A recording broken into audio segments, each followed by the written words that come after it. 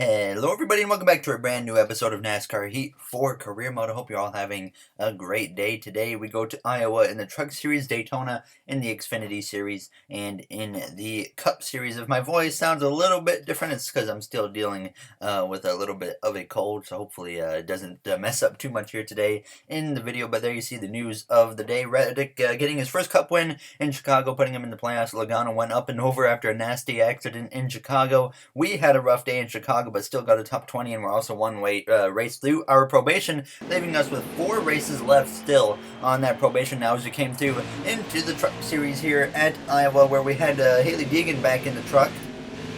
She had to start in the back of the field after failing the technical inspection before the race, and unfortunately she would struggle to move her way forwards and actually got caught up in an accident with Clay Greenfield there later on, and she would sustain quite a bit of damage that would have to take her to the pit lane, and then she could not rebound after that, so it was just a P32 finish, unfortunately, for Hailie Deegan. And then we came through into the Xfinity Series, where we had subscriber K-Bot 123 in the car, and it's obviously a plate race. In the Xfinity Series and the Cup Series, you can't qualify at all here without going 40th, it seems like. So he obviously had to start at the back of the field and just try and move his way forwards as this race went on. But early on in this race, unfortunately, there was a mistake there made in turns 1 and 2, and he actually was just barely hanging on to the draft. So he just spent the majority of this race trying to rally back from almost losing that draft early on, and he would somewhat get towards the midfield before this race got completed as he came through turns 3 and out of turn 4 for the final time side by side with the 15 car. There as he head down this front straightaway as K-Bot comes through down into the tri-oval, coming through to cross the line just in front of the 00 there of Cole Custer. It was a pretty rough finish of P26 as we go straight into the Cup Series race without qualifying. NASCAR returns to Daytona for the running of the Coke Zero Sugar 400. Hello race fans, we're halfway through what has so far been an amazing regular season. The racing action at Daytona is as hot and unpredictable as the Florida weather. We're all set to go 400 miles. Alright, thank you, Rick Allen. We're ready to go green here at the Coke Zero 400 at Daytona. Now, as you see, Matt Tifft has a really fast car today. Last time we came to this racetrack, Matt Tifft won the Daytona 500. There, as you see, the pole sitter of Kyle Larson getting ready to lead the field to green. As like I said, we did not pit simply because we don't stand a chance in qualifying at a play track. We know we're going to go P40 now as we get ready to go green. We do gain a spot due to Menard being sent to the back after a qualifying incident. Now as the green flag is out and we are underway, Kyle Larson leads away. Larson still looks for his first win in our career mode since we've come into the Cup Series. He's I believe at 5 career wins currently, and he has not been able to actually get a win in the career mode yet. So we're going to see if maybe he could do that today, as he's also failed to make the playoffs in the both seasons we've done so far in the career mode. And obviously Tyler Reddick winning in the last episode shook things up once again in the playoff grid. Eric Almirola, I believe, comes into this race on the outside looking in, so if we can, we're going to try and help our teammate of Eric Almirola or even Clint Boyer, maybe try and get them a victory at a track like Daytona, where the plate races in our career mode have been just a very common occurrence of surprise winners. So we're going to try and make sure that doesn't happen today, because we've had a lot of surprise winners this season so far. But we nearly lost the draft there in the back straightaway, but thankfully we were able to hang on it, and then we would get back up here completing this first lap now just behind the 43 of Bubba Wallace as we went down into turns 1, trying to just get up on this outside lane at first, and now we continue on this outside lane as we came to lap 3, just kind of getting stuck up here at this point. Now as we came to lap 4, we had actually got down to the bottom as we went down into turns 1 on the inside of the 21 there of Paul Menard as we come through the center of the corner. Austin Dillon up there in the middle as the 40 of Jamie McMurray goes spinning here on lap 4, and he's into the outside, while the caution is going to come out for the first time here tonight in Daytona. A little bit of an unexpected just moment there from Jamie McMurray, and thankfully he didn't take us out or really anyone else. There were some drivers that hit him, but it was nothing too harmful now to any of the cars. Now as we get back underway though here on lap 7 of 11, 5 laps to go here in the first opening stage, and unfortunately for us, we haven't really made up much ground so far, kind of being on the outside lane, and then we restart here on the outside lane. So we know that this is definitely already kind of a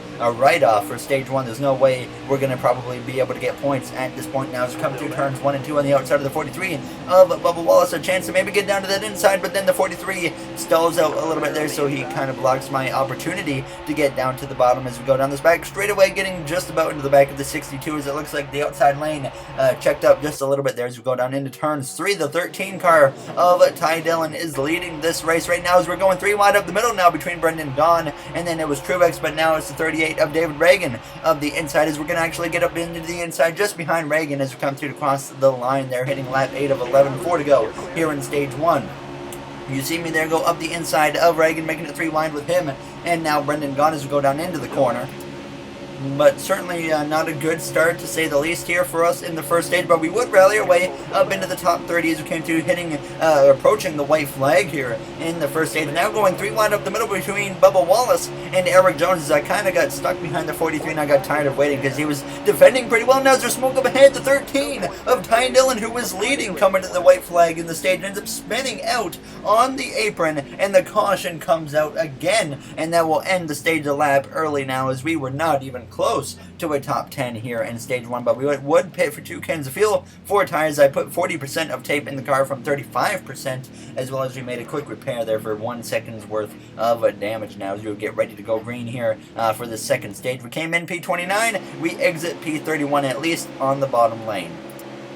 Eric Jones in the 20 just in front of us. He was close to winning last time out at Chicagoland, but late race restarts and kind of that whole mess that happened really messed up his chances and allowed Tyler Reddick to steal the victory away. Now as we are underway for the start of stage 2 here in Daytona, Ty Dillon looked like he was going to win the first stage. Unfortunately, didn't quite work out for him as he went spinning down towards the infield. But right now, it's Denny Hamlin who leads the way here, as he's been the dominant driver so far this season. But obviously, he's been the dominant driver, but he doesn't have a whole lot of wins. He's got 2 wins, and there's 4 drivers right now. They got 2 wins. Myself, Denny Hamlin, Kevin Harvick, and Joey Logano. So we're all up there battling it out for kind of that top 4 positions. Now as Alex Bowman is just on the outside, he has 1 win this season back at Las Vegas, I believe it was, here earlier in that 3rd race of the season. Now as we come through turn 3 behind that 96 of Parker Kligerman. Chase Elliott on that far outside, he could have had a chance to get in beyond his Hendrick teammate, but then I squeezed in, took that hole that was open, and we go back up the middle 3 wide there. So I just kind of didn't feel like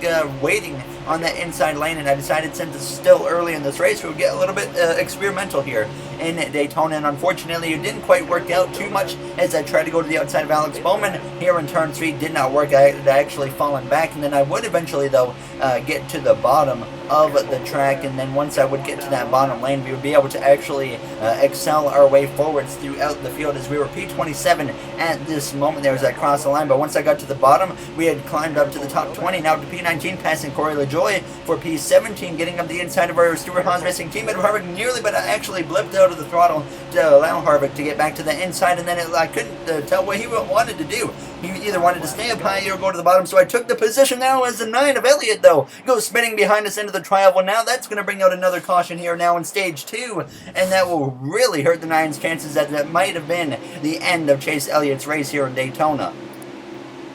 We'll restart P17 here for a late race restart, or a late stage 2 restart, sorry, in Daytona, and this will leave us 2 laps to go here in the stage. Now as we start just behind the 6 of Ryan Newman, Jimmy Johnson on that row behind us, along with the 32 of Corey LaJoie, as we look to the inside of the 1 of Kurt Busch for Chip Ganassi Racing. Now as you see Ryan Blaney up here as well, Kyle Larson, Austin Dillon looks like gets hung out, maybe. No, that's not Austin Dillon, that's Cody Ware, sorry, in that Ford Mustang as we come through turns 1 and turns 2. William Byron up there on that top, along with Daniel Hemrick actually in the 8, not Tyler Reddick, that's only in 2020. But for the end of this stage here, for the final lap and a half, we're going to go for a quick crank it up. So I'll see you guys at the checkered flag here in stage 2.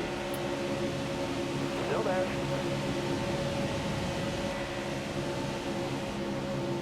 Stay low, stay low. Car high, careful there. All right, let's go. White flag. Still there.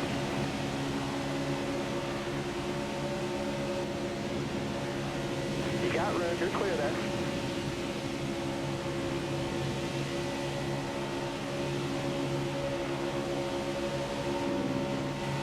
Stay low, stay low.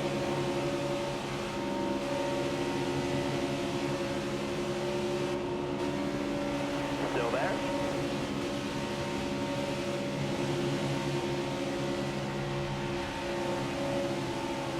Careful, still there.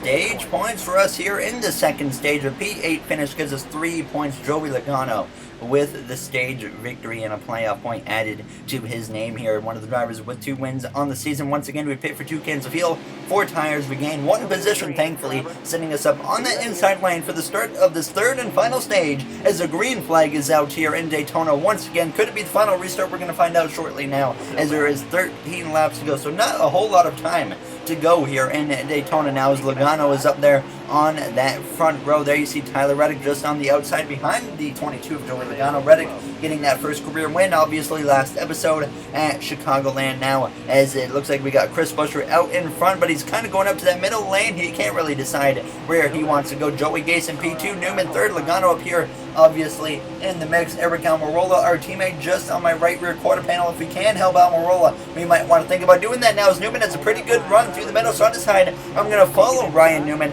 clear Logano, who gets hung out on that top lane now, as I get connected with the back of Ryan Newman for Roush Fenway Racing, deciding that I think I wanted to help Newman out a little bit now, as obviously earlier in the season we had a bit of a rivalry brewing with Ryan Newman, but here we are now helping our good buddy of Ryan, hoping that he gets better soon. Did confirm the other day that he did indeed have some type of head injury, so we hope to see him recover soon, and can't wait to see Ryan Newman back on the track in real life here in the NASCAR Cup Series. Now as we come through out of turns 2, heading down this back straightaway, Buescher still out front, obviously Newman's teammate in real life this season in 2020, as we head down this back straightaway behind the Stenhouse and Almirola side by side. Always scary when you get Ricky Stenhouse Jr. up here in the mix at a plate track, so definitely was concerned at this point, but we had actually passed Ryan Newman. Logano had gotten past me on lap 32, and then we kind of got connected with Joey Logano as we went down into turn 3, and we were trying to get him to the inside of the 37 of Chris Buescher, who had ended up losing the lead as we came through turn 3 and turn 4, so we had moved the 22 right on past Buescher, and all of a sudden we were up into P4. Almirola, he was just kind of following through at this point, as it was Joey Gase leading over second place of Ryan Newman. Almirola had a run on me into turn 3 on lap 34, so I decided to kind of come down in front of him as I was trying to help Logano, and then I hung Logano out, made the pass for P3, rolling up now on the back of Ryan Blaney here as we go down into the tri-oval.